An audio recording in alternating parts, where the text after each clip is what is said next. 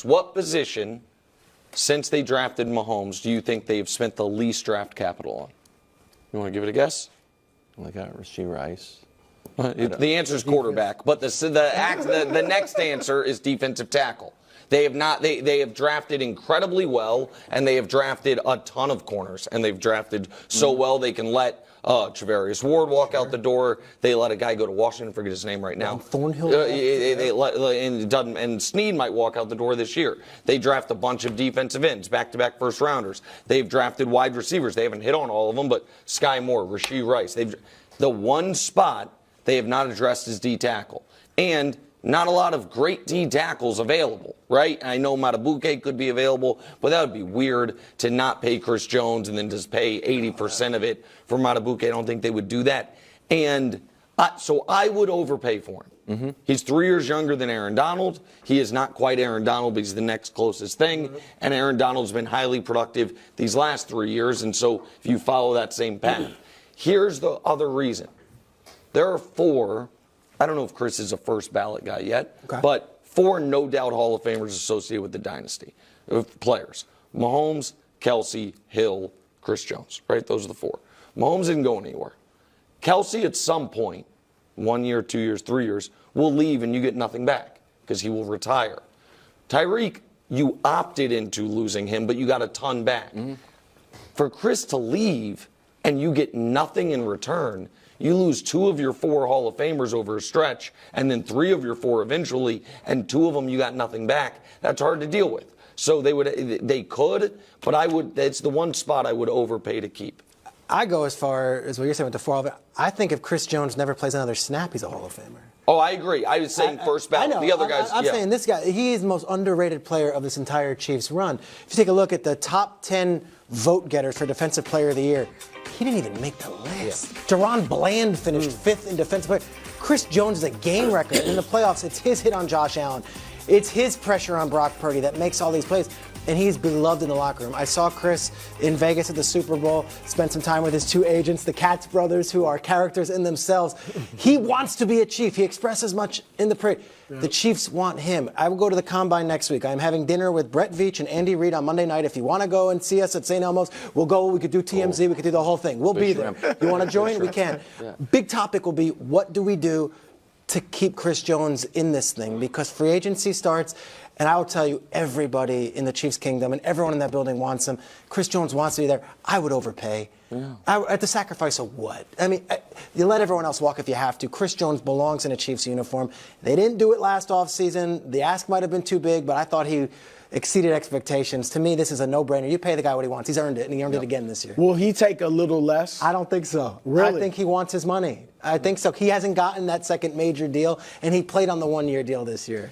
Brew wants everyone to take a little bit less. No, I'm just asking. I think he earned it. He would be my top. Yeah, he would be my top priority, keeping him.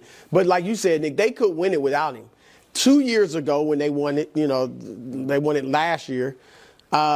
Obviously, the receiving core wasn't great. You had Juju, okay, but it wasn't a great receiving core. Mm-hmm. That defense was 16th in scoring defense and 11th overall. So this year, the defense carried them. It was top 2, but they won it still without a great receiving core and a mediocre defense. So they could do it again, but I wouldn't try it. They would have to pivot. Without Chris Jones, you have to pivot back to a more explosive offense. Because you have, it's so much of the success of a George Karlaftis his first couple years and these other guys are because so much of the focus is on Chris. Here's the other thing. Joe Burrow hopes you get rid of him. Well, that's and Josh Allen hopes he walks, and Brock Purdy hopes he walks. Is that somebody? But I'm more worried about one of the other AFC Brown type teams. Deal where they pluck them trying to weaken the Chiefs and by overpay. Maybe the Patriots, but we have a lot of cap space, and when we meet up in the playoffs, all right, pretty solid. 13-4 to 4-4, and he led the NFL with 18 passes, passing touchdowns at the time. He hurt his Achilles. So, what is the best fit for Kirk? Okay. So this is where I'll don't do it.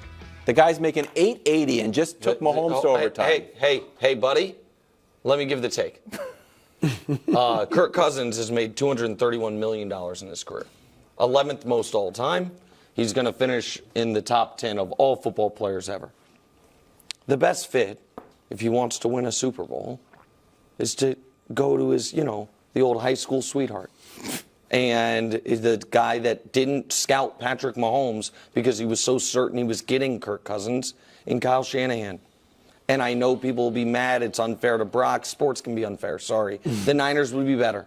They have been to 4 NFC championship games the last 5 years. They've been to 2 Super Bowls. They can't get over the hump because the gap has been that big at quarterback, among other reasons. Again, Purdy played fine in the Super Bowl. He's not the reason they lost. But if they had a difference maker at quarterback, maybe it goes differently. And by the way, doesn't mean you lose Brock Purdy. You have Brock Purdy under contract for the next 2 years for $880,000 and then $1.1 million. So the best fit is San Francisco on a cheap deal. Now, will he take less money? I don't know. If he would, I bet you Kyle would do it. I think he's wanted Kirk Cousins for better part of 7 years, and so that's the answer. Look, I'm not going to sit here, as much as I like Purdy, and say he's better than Kirk Cousins or definitely better than Kirk Cousins. But what is Kirk Cousins' deficiency? Big games, big moments, prime time, right? I mean, we know that's not a problem with Brock Purdy. Do we? Yeah, yes, we do. Okay.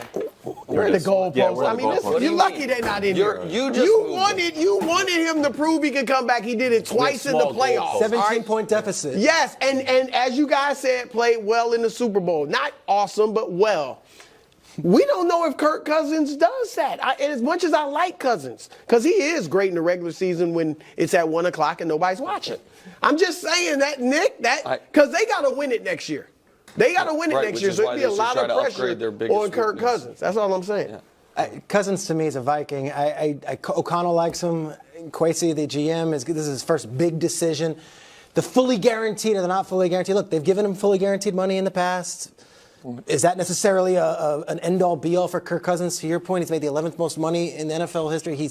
They're happy in Minnesota. They built their home. You watch the quarterback. I think the greatest thing for Kirk Cousins, as sad as it sounds, was that quarterback series on Netflix. I think he endeared a lot of people. Well, I think he came a long way, and I think people are rooting for Kirk Cousins as opposed to him being a punching bag and a strawman. He's being put on the NFL honors and a dancing thing, and we laugh with him, not at him, which I think is huge. And I think Vikings fans appreciate what he is and what they became without him.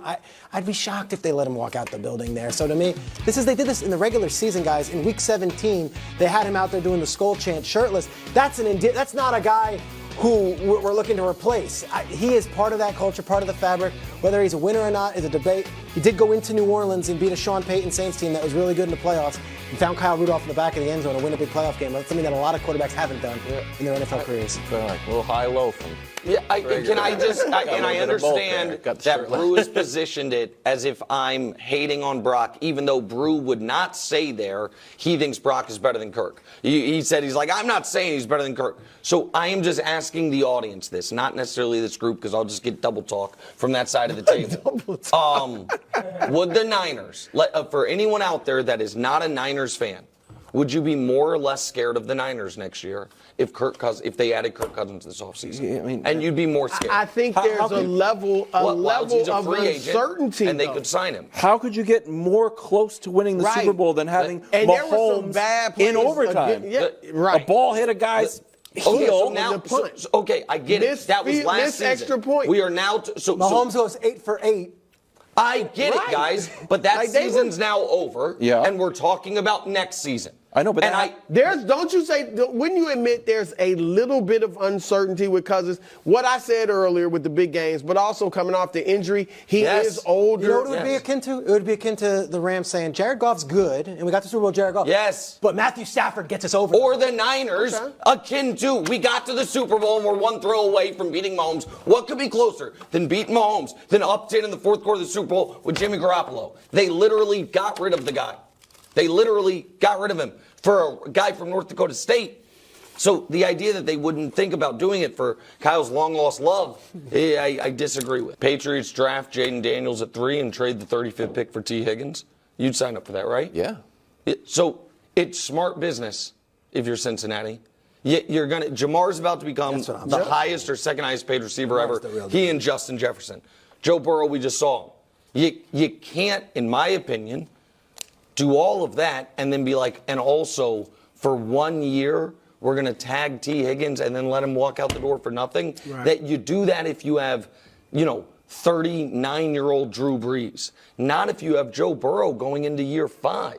Like that, in my opinion, that would be irresponsible team management. It's also what I think they're going to do. I think they're going to say, gosh darn it, we wanted one more year of Chase, Higgins, and Burrow. We didn't get it last year because of the injury. So we're going to tag him and hold on to him. Oh, wow. And then let him walk out the door in a year. This particular player is an interesting one because for years, for decades really, it was like the Bengals and 31 other teams, how they do about their business and their practice facilities, and they don't get the best free agent. And Elizabeth Blackburn and Kate Blackburn have come in and taken a bit more of the reins, and Duke Tobin's a GM. And suddenly the Bengals seem like they're this forward-thinking, big spending. They go and get free agents. This is an interesting one. How are you going to handle the T. Higgins one? Because, to your point, Jamar Chase is going to be the big fish. This is 1A, maybe 2, and that might be an insult to T. Higgins because he's been outstanding, but just the way it goes. Can they find a way to budget this both and make it all work? If they do, that's a franchise that is as forward-thinking as all the others. If not, and T. Higgins just walks and you get a compensatory pick, sometimes that's how it goes. Alvin Harper leaves the Cowboys and goes to Tampa, and that's just what it is. Yeah, I feel like he's probably gone because, I mean, he's not your number one. And Tyler Boyd, you can keep for cheaper, or you can draft a guy. If you trade T, get a first-round pick. They it's like a the deep kid receiving. the kid from Princeton, Andre Yoshavash this year, who's a 6th-round pick who was great for them. It's a deep receiving group, too, in the draft. Okay. Thanks for watching. Subscribe here to get more from the show and to check out clips from other shows on FS1.